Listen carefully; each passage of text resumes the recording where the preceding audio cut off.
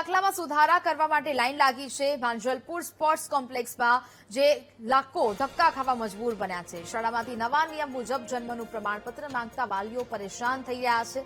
અગાઉ દાખલામાં અટક પહેલા આવતી, હવે અટક પાછળ લગાવવાનો નિયમ આવ્યો છે। નવા નિયમને કારણે માતા-પિતા લાઈનમાં ઉભા રહેવા માટે મજબૂર બન્યા। ધંધો અને રોજગાર છોડીને જન્મના દાખલામાં સુધારા માટે લોકો આવ્યા છે। કોર્પોરેશનની કચેરીમાં કર્મચારીઓ ઓછા હોવાથી ભારે હાલાકી સર્જાઈ। કેટલાક કર્મચારીઓ વસ્તી ગણતરીના કામે લાગ્યા હોવાથી સ્ટાફનો અભાવ છે। સ્ટાફના અભાવે સામાન્ય લોકોને ભારે હાલાકી સર્જાઈ છે। તો જે પ્રકારે હજી અહીંયા પણ જન્મ મરણના દાખલા માટે લોકો લાઈનોમાં લાગવા માટે મજબૂર બન્યા છે। નવા નિયમ મુજબ પ્રમાણપત્ર કઢાવવા માટે લાંબી લાઈનો છે તે લાગતી જોવા મળી રહી છે। કચેરીમાં પૂરતા સ્ટાફનો પણ અભાવ જોવા મળી રહ્યો છે। કેટલાક કર્મચારીઓ છે તે વસ્તી ગણતરીના કામમાં લાગ્યા હોવાને કારણે કર્મચારીઓનો અભાવ જોવા મળ્યો। સ્ટાફના અભાવે સામાન્ય લોકોને ભારે હાલાકી સર્જાઈ છે। લોકો 2 થી 3 દિવસ સુધી અહીંયા રોજ આવીને ધક્કા ખાય છે, છતાં પણ તેમની કામગીરી નથી થતી। જન્મના દાખલામાં સુધારા માટે લાઈનો લગાવવામાં આવી રહી છે। ધંધા અને રોજગાર છોડીને લોકો આ લાઈનમાં ઉભા રહેવા માટે મજબૂર બન્યા છે। ફોર્મ સબમિટ ન થવાને કારણે લોકોને કચેરીએ ધક્કા ખાવા પડે છે। વસ્તીના પ્રમાણમાં સરકારી કચેરીઓમાં પૂરતી સિસ્ટમ છે તેની વ્યવસ્થાઓ નથી।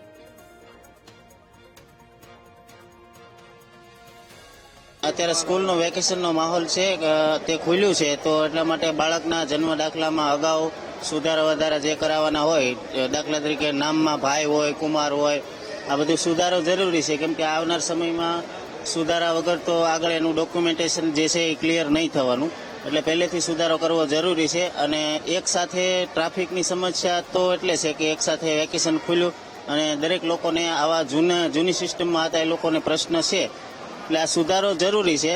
ક્યાંક ને ક્યાંક આ સુધારો જરૂરી છે, કેમ કે બાળકના ભવિષ્ય માટે થાય અને આ બધી વસ્તુ જરૂરી છે। હું અત્યારે લઈને આવ્યો, મને 18 દિવસ પછી બોલાવ્યો, અત્યારે ખાલી કાગળિયા લઈ છે। 18 દિવસ પછી પાછા પાછું લાઈનમાં ઉભું 2 કલાક માટે। આ લોકોનો ટાઈમ 10:30 થી 11 વાગ્યા 2 વાગ્યા લગીનો ટાઈમ છે। પછી વસ્તી ગણતરીમાં છે, જરૂર અત્યારે દાખલાની છે।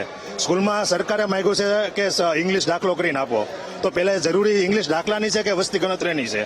તો પેલા જરૂરી હોય એ પેલા કામ કરો તમે લોકો।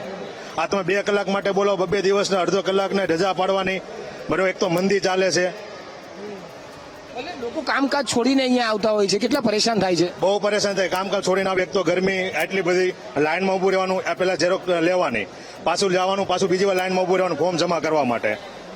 પેલા ફોર્મ લેવા માટે લાઈનમાં ઉભું રહેવાનું, 3 કલાકે વારો આવે, પાછી ઝેરોક્સ કરીને ફોર્મ ભરીને પાછા 3 કલાકે ઉભું રહેવાનું, એટલે આપણો દિવસ આમને પૂરો થઈ જાય। બહુ જ પરેશાની છે। એક દાખલે 3 ધક્કા થાય છે। પહેલી વાર ફોર્મ લેવાનું, 10 દિવસ પછી આવવાનું, વળી પાછા 65 રૂપિયા ભરી પાછા લાઈનમાં ઉભા રહેવી, 3 કલાક લાઈનમાં ઉભા રહેવી, તો પાછા 2 વાગ્યા બંધ કે અમારે વસ્તી ગણતરીમાં, તો વસ્તી ગણતરીનો હું બીજો સ્ટાફ નહીં હોય? આટલી પબ્લિક હેરાન થાય છે તો રોજ 2 વાગ્યા બંધ કરી દેવાનું।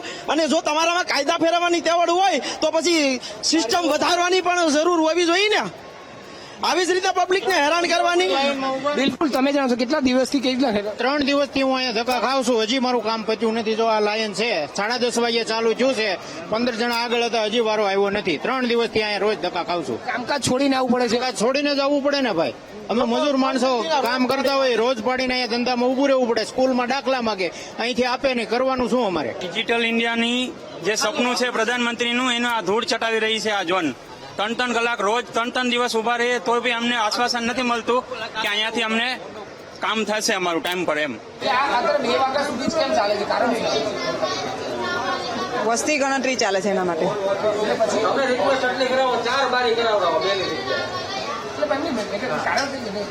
વસ્તી ગણતરી ચાલે છે એટલે 2 વાગ્યા સુધી ચાલે છે હાલમાં।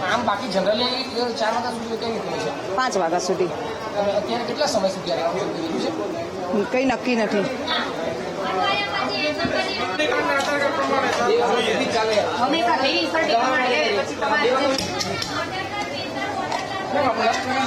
બિંદુ કેમ કે આ લોકો જે પરમેનન્ટ વાળા છે એ લોકો બધા વસ્તી ગણતરી માટે જાય છે, એના માટે। ના, એવું કશું જણાવ્યું નથી। વસ્તી ગણતરી પૂરી થશે ત્યાં સુધી ચાલુ જ રહેશે। રેગ્યુલર 10:30 થી 5 હોય છે અને હમણાં 10:30 થી 2 છે। હા, મેઇન ઓફિસથી ઉમરીકર સાહેબનો મેસેજ છે એટલા માટે। તો તો સ્કૂલમાં અંગ્રેજી દાખલો માંગવામાં આવી રહ્યો છે અને તેને કારણે દાખલામાં સુધારા માટે વાલીઓને કહેવામાં આવી રહ્યું છે. નવું એડમિશન લેવા માટે પણ જન્મના દાખલાની જરૂર પડતી હોય છે. તેને કારણે હવે વાલીઓ છે તે લાઇનોમાં ઉભા રહેવા માટે મજબૂર બન્યા છે. સરકારી વેબસાઇટના સર્વર વારંવાર ડાઉન થઈ જાય છે. ફોર્મ સબમિટ ન થવાને લીધે લોકોને કચેરીએ ધક્કા થાય છે. શાળાઓ શરૂ થતાં જ રાજ્યભરમાં અત્યારે વાલીઓ જે બાળકો છે એમના બર્થ સર્ટિફિકેટમાં સુધારા કરવા માટેના ધક્કા ખાઈ રહ્યા છે. એવી જ રીતે વડોદરામાં પણ વાલીઓની લાંબી લાઈનો લાગી રહી છે, કારણ કે જન્મ તારીખના દાખલામાં સુધારો કરવો જરૂરી છે. શાળામાંથી જ સૂચના આપવામાં આવે છે કે બાળકોનો જે દાખલો છે એની અંદર જે આગળ સરનેમ હોય છે એને પાછળ લેવી, આધાર કાર્ડમાં અને બર્થ સર્ટિફિકેટમાં એક સાથે હોવા જોઈએ. અને એને લઈને જ વડોદરાના સ્પોર્ટ્સ કોમ્પ્લેક્સની અંદર આખા શહેરમાંથી લોકોની આવી લાઈનો લાગી રહી છે. રોજે પણ વાલીઓ છે આવી રીતે લાઈનમાં ઉભા રહેવા મજબૂર છે, કારણ કે કેટલાક વાલીઓને એડમિશન લેવાનું છે, કેટલાક વાલીઓને સરકારની સહાયની જે લાભ છે એ લેવાનો છે. એના કારણે આ સુધારા કરવા જરૂરી છે. અહીંયા પૂરતો સ્ટાફ નથી. જે સ્ટાફ છે એને પણ વસ્તી ગણતરીમાં મૂકવામાં આવ્યો છે અને એના કારણે વાલીઓ પારેવાર પરેશાનીનો સામનો કરી રહ્યા છે. કેમેરામેન કિશોર ક્ષીરસાગર સાથે માનુ ચાવડા, વીટીવી ન્યૂઝ, વડોદરા. તો જે પ્રકારે હવે લોકો લાઇનમાં ઉભા રહેવા માટે મજબૂર બન્યા છે. ધંધા રોજગાર છોડીને લોકો અહીંયા ધક્કા ખાવા મજબૂર બન્યા છે. નવા નિયમ મુજબ પ્રમાણપત્ર કઢાવવા માટે લોકોની લાઇન જોવા મળી છે.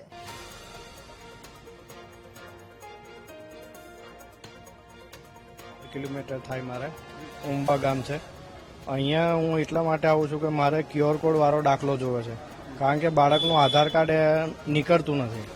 હું અહીંયા ત્રીજી વખત આવ્યો, અહીંયા 3 વખત આવ્યો, આ ચોથી વખત થયું મારે અહીંયા. પણ તો એવું જ કહે છે કે હજી 3-4 મહિના લાગશે, કંઈ નક્કી નહીં ક્યારે થાય, એવું જ કહે છે. બસ એ જ જવાબ મળે છે જ્યારે અહીંયા ત્યારે. હા, સરકારની આ ભૂલ જ છે ને. આ સરકાર ખાલી ખોટા ફેરા ખવડાવે છે. ઘડીકમાં આગળ સરનેમ કરો, ઘડીકમાં પાછળ સરનેમ કરો, એનો શું મતલબ યાર?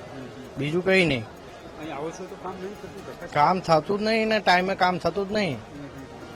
કોઈ બી હરખી રીતે કાયદેસર કોઈ જવાબ આપવા તૈયાર જ નથી. આપણે રાકેશ રાઠોડ. સાહેબ, શું કામથી આવ્યા છો? આ જન્મના દાખલામાં સુધારા માટે શું મુશ્કેલી પડી રહી છે? શું પ્રશ્ન છે? ખાલી એક સાધારણ સ્પેલિંગ મિસ્ટેક છે અહીંયા ગાડી. તો મારા છોકરાનું હજુ શું કહેવાય પેલું સ્કોલરશીપ માટે અટકેલું છે અને અહીંયા આગળ હજી 40 દિવસ પછી તમને દાખલો હાલશે સુધારેલો. તો ત્યાં સુધી તો એની પ્રોસેસ તો બંધ થઈ જશે. તો આ લોકોને આ સાધારણ સ્પેલિંગ મિસ્ટેક છે. PRINCE પ્રિન્સ ઈ ભૂલી ગયા છે ખાલી, અને ભાઈનું કુમાર કરી દીધું છે અને ચેન્જ કરવા આપ્યું છે. હવે એ 40 દિવસ પછી આપશે. હવે 40 દિવસ પછી પેલી ગવર્મેન્ટની જે સબસિડી વાળું છે એનું પોર્ટલ બંધ થઈ જાય છે. જેમ કે સ્કૂલો ખુલે ને એના 30 દિવસની અંદર આપણે કરવાનું હોય છે. હવે જો આ લોકો વહેલું કરીને ના આપે તો મને શું, બધા પેરેન્ટ્સને આ તકલીફ તો રહેશે જ. હા, એટલું ખરું. એટલે સ્ટાફનું એજ્યુકેશન માટે થોડું હોવું જોઈએ કે ભાઈ ફોર્મ ભરતી વખતે અને આપણું ચકાસણી બરોબર કરાવવી. કેમ કે આ લોકો એકવાર ટાઈપિંગમાં ભૂલ થઈ ગયું ને તો ફરી પાછું એ બીજે આ વર્ષે તો નહીં થાય, આવતા વર્ષથી પાછું ફરેસરથી નવેસરથી ફોર્મ ભરવું પડશે ને ફરીસરથી તમારે પાછું આવી રીતે ધક્કામાં ઉભું રહેવું પડશે લાઈનો. આમાં મારી શું ભૂલ સાહેબ? મેં તો ફોર્મ ભરીને કમ્પ્લીટ આપેલું છે. આમાં સ્પેલિંગ મિસ્ટેક PRIE લગાવવાનું ભૂલી ગયા સાહેબ. હવે આટલી નાની નાની જે મિસ્ટેક ના કહેવાય, પણ હમણાંથી જે થઈ ગઈ છે ભૂલ, તો એ પેરેન્ટ્સોને જ ભોગવવાનું થાય છે ને. આમાં સરનેમ આગળ હોય છે તો પાછળ લઈ આવો. આધાર કાર્ડ પ્રમાણે આધાર કાર્ડ પ્રમાણે સર્ટિફિકેટ અને સર્ટિફિકેટ પ્રમાણે ફોર્મ ભરવાનું હોય છે. તો એમાં પછી પેરેન્ટ્સ બી બિચારા નોલેજ ના હોય તો એ લોકો બી એવી રીતે અટવાયા જ કરે સાહેબ. યોગેશ પરમાર.